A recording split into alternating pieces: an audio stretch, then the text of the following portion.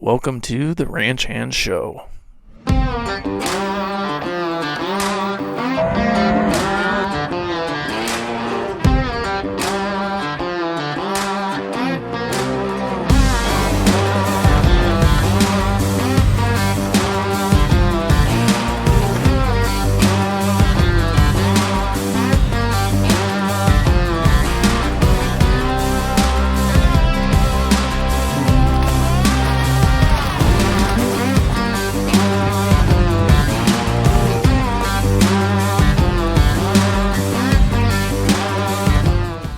Hi, Noah.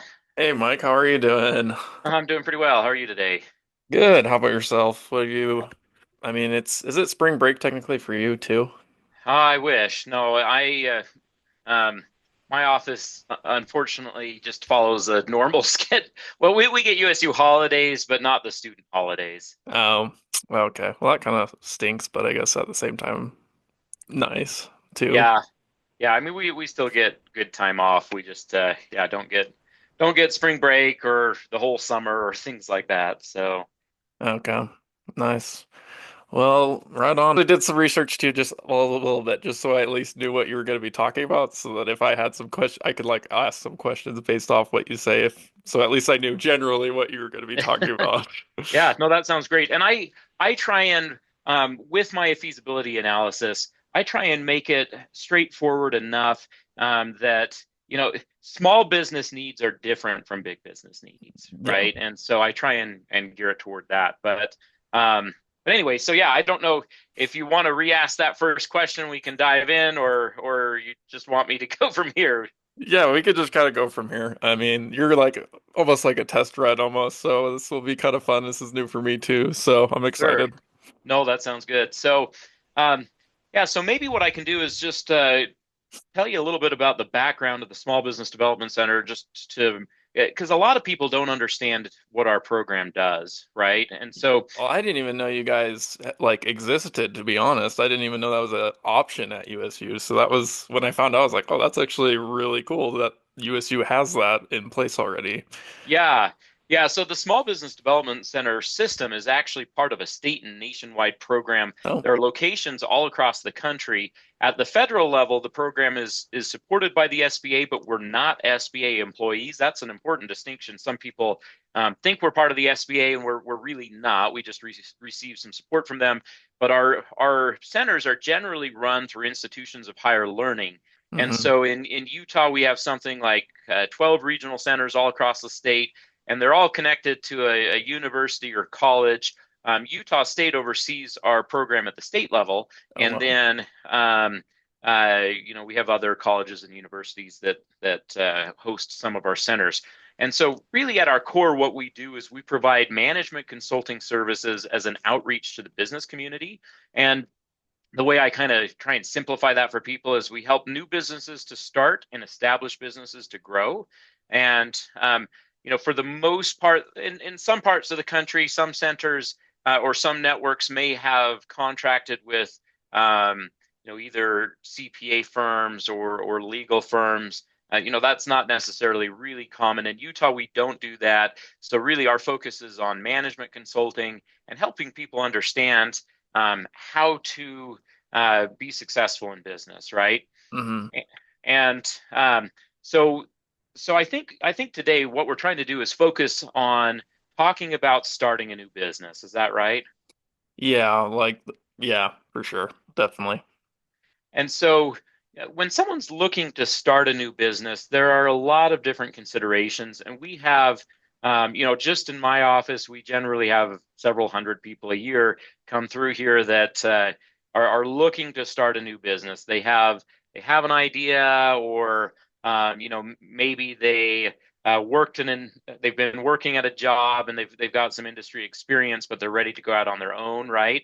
Hmm. But when you go to start a business, there's a lot of considerations, um, and generally, and sometimes people think, oh, I just want to be my own boss. I hate working for somebody else. Um, I'll get so much more freedom as a business owner, and frequently that's not the case, right? Yeah. Running your own business, um, not always, but generally is harder than working for somebody else. But Hmm. it can also be very rewarding too, right? And Yeah. No, I would say I feel like a lot of people who fall into the I want to be my own boss type thing. I don't think they realize how much their boss actually does with like if I mean all the tax stuff that you have to do and everything that goes into actually running a business. I think people overlook until they're like, "Oh, actually this is a lot more difficult than I thought." right. Well, and even just the stress of making decisions or Oh yeah, the true. the ups and downs that come from being an entrepreneur are not insignificant, right? Hmm. And it's easy to criticize your boss's dumb decision, but there's a lot that goes into decision making, and decision fatigue is a real thing, right? And so Yeah. um, so there's there deciding to start a business really is something that people generally shouldn't do lightly. I mean, it's different if we're talking about a little side gig, maybe that's um, where you're not investing a lot of your own resources, be that time, money, whatever. Um, Hmm. but especially if you're going out and you're trying to make this your full-time job, hire employees, you're investing a lot of funds, either your own money or you're trying to go out and get a loan or get investors, whatever. There's uh, there's a lot that goes into that process. Yeah, no, that's true. I started taking a business class this semester, and it's just all the different analyses that you have to do and everything that goes into like trying to figure out like your demographic and all that stuff is the stuff I had never even like thought about before I was like thinking about all this stuff. So, Yeah, yeah, no, for sure. And so one of the things that I really like to talk with a lot of people about when they're looking at starting a new business is to do a feasibility analysis or feasibility study, right? Because it's actually not that hard to sit around and come up with business ideas. I mean, we could probably do that, and come up with a list of 100 before too yeah, long, right? yeah. Um, but actually being able to execute on something and have it be feasible is a totally different story. And the value of a business idea is generally a lot less than people think, right? Again, it's that ability to execute. Hmm. Um, and so, in a feasibility study, um, like I said earlier, I try and break it down to make it simple for small business perspective entrepreneurs, right? Hmm. Um, where I think first really, and you can dive into all kinds of things when you're doing a feasibility analysis, Yeah. but I think first if you can really look at the market, right, at the industry and market, is this something that um, there's a market for? Hmm. What is the industry doing, et cetera? That's really the first step I like to see people undertake, because if you can't sell your product and or service, you're not going to go anywhere, right? True. That's True. critical. And then the next question really is from a logistics, operations, production standpoint, right, or viewpoint, is that something that can you feasibly provide these products and or services, right? What can you get the labor you need? What does the regulatory environment look like, et cetera? All of those are really, really critical questions. And then the last piece is it financially feasible, right? Can you create financial projections and show Mhm. that this is something that you can actually make work? So those are kind of three key areas. Again, I'm trying to simplify this as much as Yeah. possible, right? Yeah, no, I was looking at it and it's like they broke it up into like six different steps or something where I was reading it. But I guess let's dive into the first part. So the actually looking at the market, like what does that whole process look like when you sit down with somebody and they bring forth this idea? Yeah. So really one of the first things you have to look at is what is this market like, right? Because there are some markets that it's really straightforward, right? Hey, I want to start a lawn care business. Well, I'm sure there are people out there that are looking for someone to care for their lawn, Yeah. right? Um, And that is totally different from I've developed this new technology, or hey, I've seen this need in this industry for this software product I want to build. Those types of things are very different, right? So understanding the complexity of your market, how well established it is, how Hmm. straightforward it is to enter that market. Are there serious barriers to entry? Those are the types of questions that you really need to ask and then answer. And you can find um, lots of resources online for this. I mean, obviously, AI tools are great at serving up these types of Yeah. questions. If you want to learn how to evaluate a market, that's definitely something you can type into Chat GPT and get a lot of good ideas. And Yeah. maybe not all of them are good, but at least get a good start on that. Um, One of the distinctions I think is really important is to look at, are you planning to sell to other businesses, or are you planning to sell direct to consumers, right?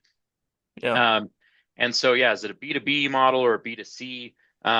Because the way that you connect with those types of customers is quite different. Frequently, a B2B model is going to be a little easier to evaluate for a new idea, new product, new service. B2B model is going to be a little easier to evaluate than B2C, because B2C, I mean, the number of people, usually the transaction value is generally going to be lower than if you're selling to other businesses, but the volume is going to be higher, right? So there's a lot more people that you have to try and gather information from to determine whether or not this is a viable market. And Hmm. so, um, one recommendation I got many years ago from a very successful venture capitalist who had started some of his own companies as well, is he said, if you are looking to start a new company, go out and find 50 people that could potentially be interested in buying your product, right? And talk with them, and basically survey them and see what with in regards to your offerings, your products and or services, um, what are they interested in? What feedback do they give you? And then you can take that feedback and you can design an offering that the majority of those individuals want. And then that can become your first sales contact list, right? Where you go back and say, okay, hey, remember when we chatted about this? I've started this business. Here's our products or services that we're selling, and can we sell to you? Are you interested, right? Hmm. And so I think that getting out there and actually talking with people is a really powerful initial step, especially in a market with greater uncertainty of whether or not people are be interested in buying. Yeah.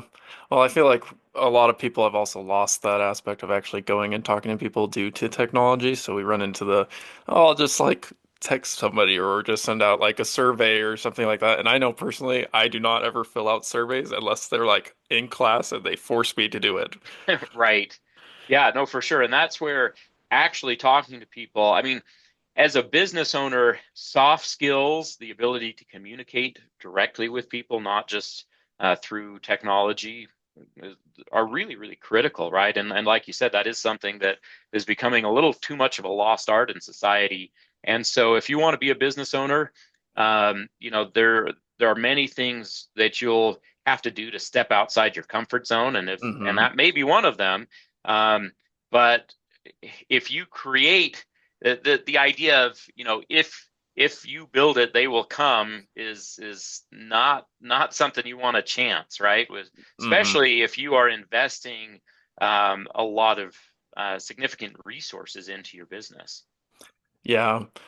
Yeah, that's a good point. You can't just expect it to take off. There's a lot of grunt work that needs to be put in for it to actually get there, and it's not a lot of time. I mean, there's probably the rare case where right from the get-go it takes off, right? But for the most part, it's usually a slow burn. It's going to take some time for it to kind of build up. Yeah. So I think that's something also to remember when you're at least going down a path of starting some business of some kind. No, for sure. And as far as looking at the industry as a whole, it's always interesting to see, is this industry growing? Is it in decline? How mature is it? Um, what are some of the threats to this industry? What are opportunities within this industry?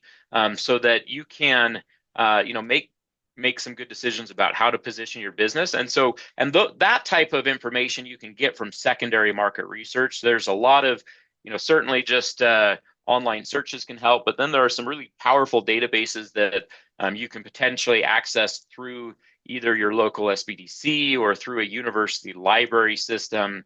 And sometimes you can get access to some of those very inexpensively, if not for free in some Hmm. circumstances. And so having that industry view and then going and talking to people more directly, um, that so that you can get a better feel both at kind of a high macro level looking at that secondary market research and then kind of your Hmm. lower direct level talking with individuals is a good way to go. One other caution is if you just go out and let's say you've designed this new product and you go Hmm. talk to family and friends, or maybe you want to open a restaurant and you've had family and friends try your food and they say, oh yeah, it's great. Hmm. Are they telling you the truth, right? That's or That's or always, they yeah, family and friends can always be a risky move because they'll either tell you what you want to know or they might actually be truthful. It just kind of depends. right. They may, trying to spare your feelings, not tell you what you really need to know. Like, no, you should not start a restaurant. Your food's disgusting, right? Yeah. Um, or yeah, that product's just weird. I don't know why I would again, family and friends may not say those kinds of things. Sometimes strangers won't either, and that's where the quantity of data points when you're talking to people is important, and where that is a little more difficult on the business to consumer side, because again, if you're going to go talk to 50 business owners that you might be able to sell to. Those are probably higher dollar contracts and people that can tell you, yes, I need this service or not, versus a consumer who might say, yeah, I think that product would be great, but then when it Hmm. comes down to it, are they actually going to spend their money on it, right? Yeah, Um, that's true. That's a and good distinction. Yeah, and if you are trying to get out into a consumer market, there are a lot of different, a lot of different networks that you may want to try and connect into. If you're in a specific space, are there influencers that, social media influencers that you may be able to connect with to get information? Um, are there different types of distribution networks that might sell similar products that you could talk to see, if they would be interested in carrying that, or, Hmm. with services, maybe there are some industry associations you can talk to get some good information. But this is really an area where, this market and industry, it can really vary a lot based on the type of business. Hmm. But at the same time, uh, and also your need to really delve deep can vary based on the type of business. But no matter what, you want to understand the industry, you want to understand your market. Yeah, no, that makes sense.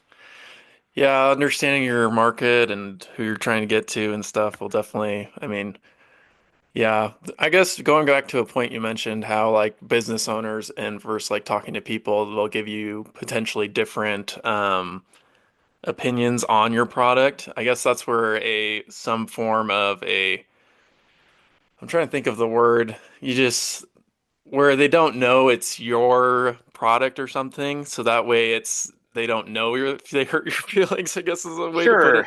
Yeah, I mean there are you can have independent focus groups conducted, right, where you have someone bring in a number of outside unrelated Hmm. individuals who are there to review a product. That can, depending on how you do that, that can sometimes be somewhat expensive, but it's the type of thing you might be able to go to a university class or group of university students that may have willingness and interest in conducting a focus group, right? Mm, For less money. Of course, they also don't have the same level of experience in doing it, true. but you as as you're trying to start out your business, being as creative as you can in trying to figure out ways to keep costs down and to because ultimately you want to evaluate your business idea and business model as quickly as possible Hmm. and either move on or make a pivot, right? A critical change as quickly as you can, um, while investing the least resources, right? So that you're Hmm. not, you don't uh, waste a lot of time and money and other things pursuing an idea that's not going to go anywhere. And that's why, again, I like to say, let's start with the industry and market to see Hmm. if there is an opportunity, and then that second step is looking at the operations side, right? Yep. The either production, providing the service, etc. Um, and when you move into the operations portion, um, you know, sometimes I've talked to plenty of people that have come into my office and yeah, their idea is not totally unreasonable, but they Hmm. have no way no experience in the industry, no capacity to offer the products or services that they want to offer, right?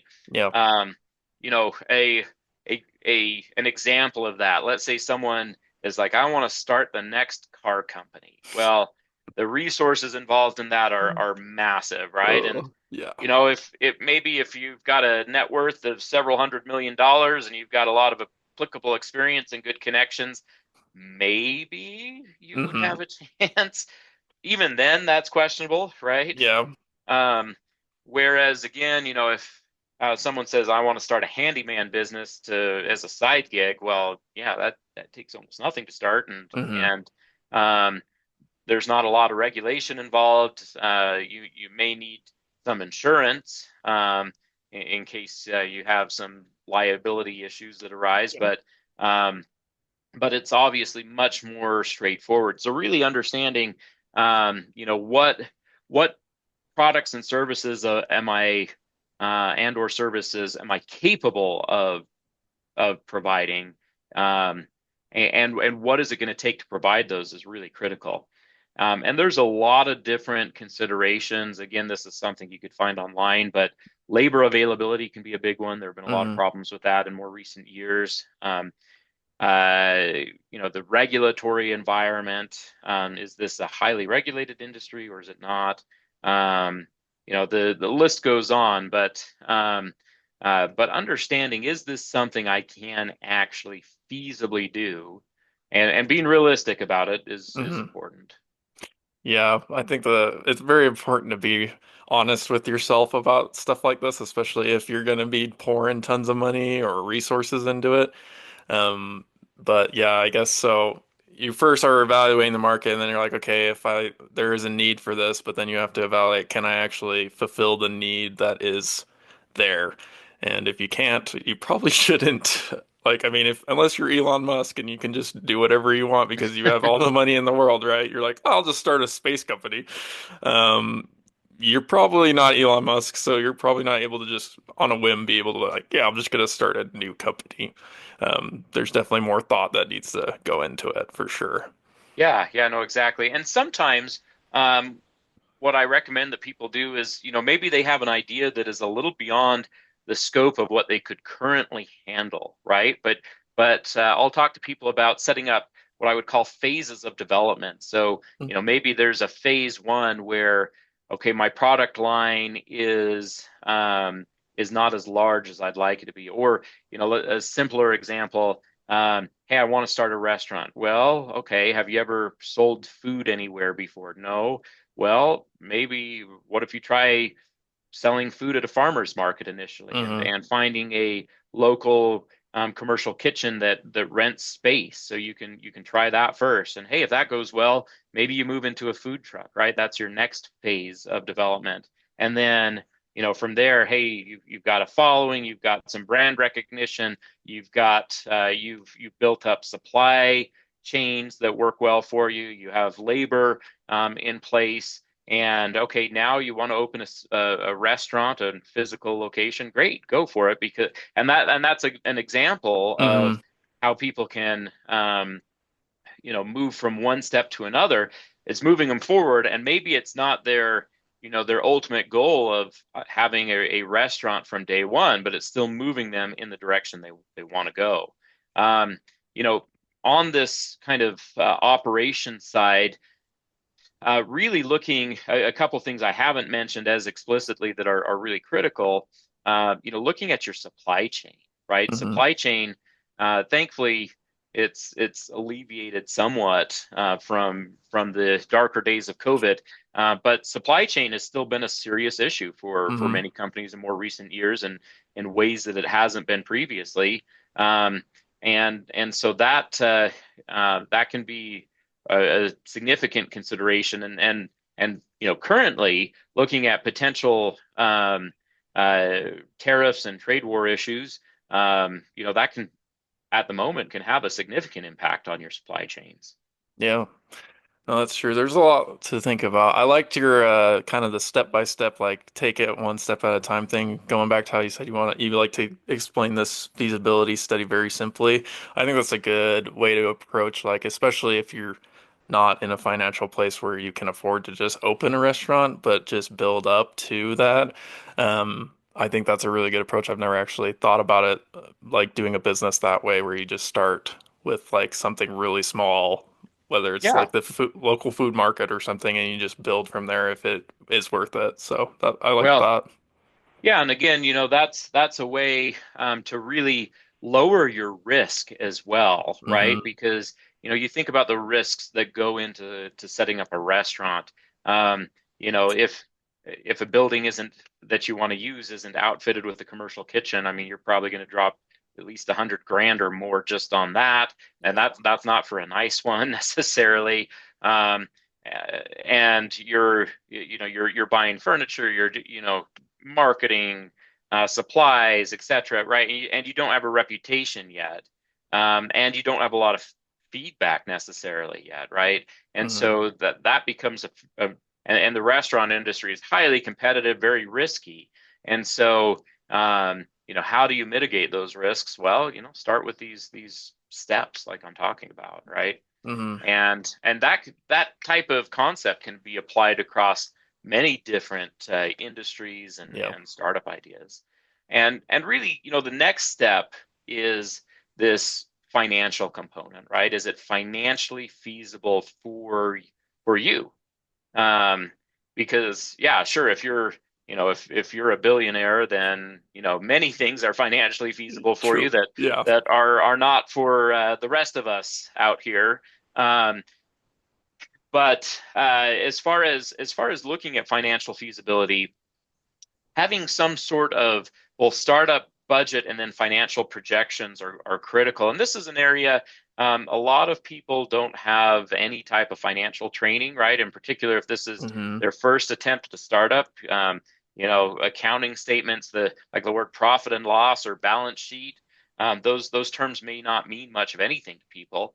Um, and so this is an area where, again, getting some help, frequently SBDCs can help you, maybe a CPA, et cetera, Hmm. is a good idea. Um, but when I talk to people about financial feasibility, the first thing I want them to do is to come up with a startup budget, right? Now that you've kind of designed your idea around your understanding of the industry and the specific market you're trying to address within that industry. And then you've looked at operationally what is it going to take to provide these products and or services. Now you can say, okay, well, from a startup budget perspective, what money do I need just to get going? Hmm. And I always recommend that people try and um, find ways as much as they possibly can to reduce that startup budget number. But you don't want to, if your plan requires a certain piece of equipment and you can't be successful without it, for example, you're going to have to just bite the bullet and get that piece of equipment. And so, and that a lot of times there are opportunities to do what we would call bootstrapping, where you Hmm. find some product or service that you can provide very inexpensively, without needing a lot of startup capital. And as you then bring in more capital as you establish your business, you can reinvest that through this financing process called bootstrapping, right? Mm-hmm. Reinvest that and grow your business a little more organically that way. Um, but again, first step is what capital do I need to start? What's my startup budget? The Mm-hmm. next step that I want people to undertake is to look and say, um, what what is my revenue potential? And create a revenue projection. And Mm-hmm. so to do that with a revenue projection, you really want to break it down pretty granularly and explain your assumptions about things. If you just say, yeah, our business was going to make $3,000 a day. Okay, how? Break that down into customers and transactions and show that it's feasible, right? If let's say you want to open a mini golf course and yeah, you say, oh, I'm going to make $5,000 a day in revenue, and Ow. yeah, how? And we're charging $8 a person. Well, how many people is that coming through? If you is that even possible, right? Mm-hmm. And so you want a revenue projection, and then the third piece that I recommend is that people come up with their ongoing monthly expenses, right? What is it going to take to run your business? And then, once you have those startup costs, those ongoing monthly costs, and a revenue projection, you can create what we call pro forma financial statements or financial projections, and start to, again, have an idea of is this business financially feasible? Mm-hmm. Yeah. No, those are some really good points. There's definitely some feasibility on the financial side that's important to think about. So, Yeah. yeah, I guess is there really any other things that you go through or points that are important that you can think of when you're going through this process? You know, it's always good to try and find ways to get as many reality checks as you possibly can, Mm-hmm. because entrepreneurship requires a lot of optimism and excitement, um, because there are so many ups and downs, right? And you have to have that inner motivation to be able to keep moving forward in Mm-hmm. spite of a lot of opposition and difficulty. Now, that said, you don't want to be stupid, right? And Yeah.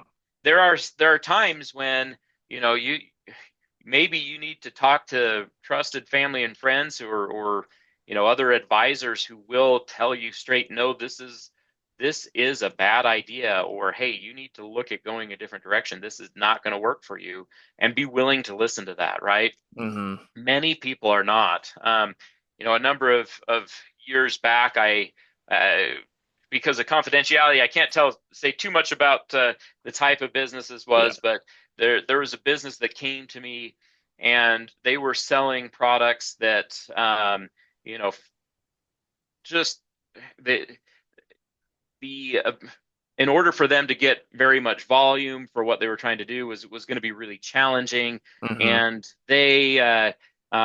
it was a retail store, and the space that they were trying to get into was huge, and their lease was going to be something like $7,000 a month. And I looked at it and I said, you can't, you cannot sell enough volume of these products just to cover your lease, let alone other expenses like employees, Mm-hmm. marketing, et cetera, right? And unfortunately, the entrepreneur in that case kind of left angry with me, right, for trying to give Yeah. them that reality check, and started their business. And then a few months later, they called me and said, "Hey, I need some marketing help. Can you come help me?" And I went and tried and gave suggestions, but I knew that business was doomed. Mm-hmm. And unfortunately, this individual had signed a 3-year lease and was Oh, on the hook for a lot of money, right? yeah. Um, and uh, that business didn't last, right? And so being willing to take that reality check, and that reality check doesn't have to mean that you're done as an entrepreneur, right? But what it may mean is you need to pivot, or you need to try something different, or maybe you need to scrap your idea altogether and start over. Hmm. But um, but uh, your willingness to do that and to be flexible is going to be critical to success. Yeah, so it sounds like you need to one be humble because you got to be able to take those reality checks. You have to be reasonable, and you need to just uh yeah, be reasonable and be honest. It seems like to really get through these processes to best approach, your business or whatever. Yeah, and like I said, it still takes a great deal of optimism, and frequently entrepreneurs are almost overly optimistic, and you kind of need that to have Hmm. um, the motivation and this and some level of self-assurance to be able to move forward.